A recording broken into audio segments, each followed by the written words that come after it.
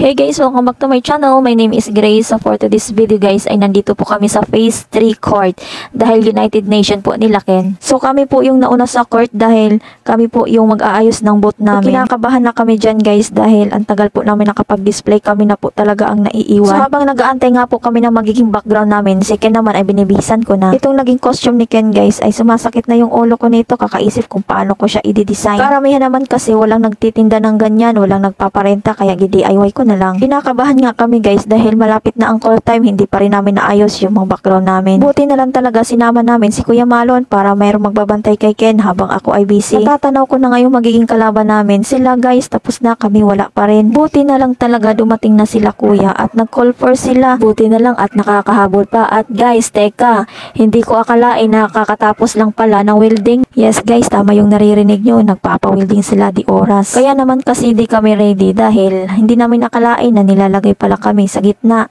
Akala ko sa gilid lang. Ayan guys, partida. Tulong-tulong ang mga lalaki. Call for sila guys. Thank you pala sa mga daboy. So wait lang, napapagod na ko kakasalita. Tara, tugtog muna tayo. Oo nga pala, i-flex ko pala muna yung nabilhan kong delivery cupcakes.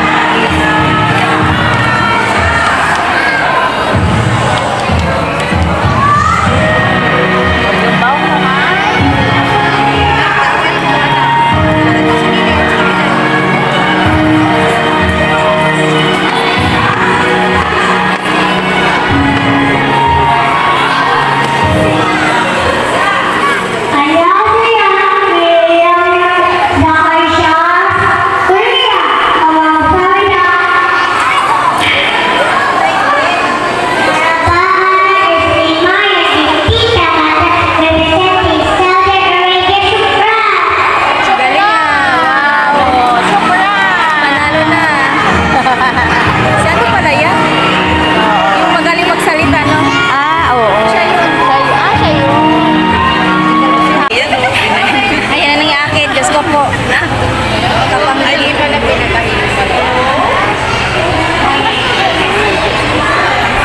Ganda kasi yun. Yan na yung latest na sabi. Kakasabi mo! So mga bago ginagano mo. Ang gulo!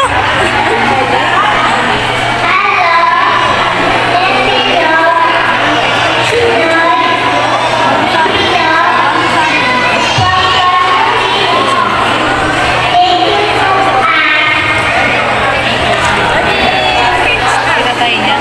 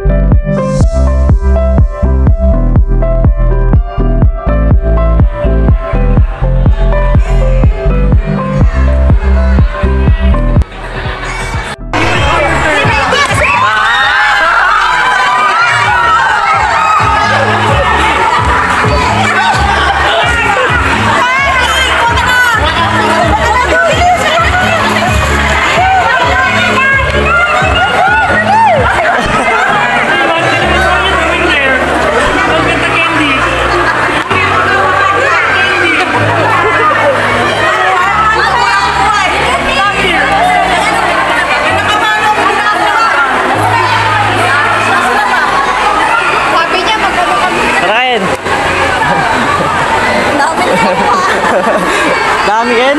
Dami? Dami?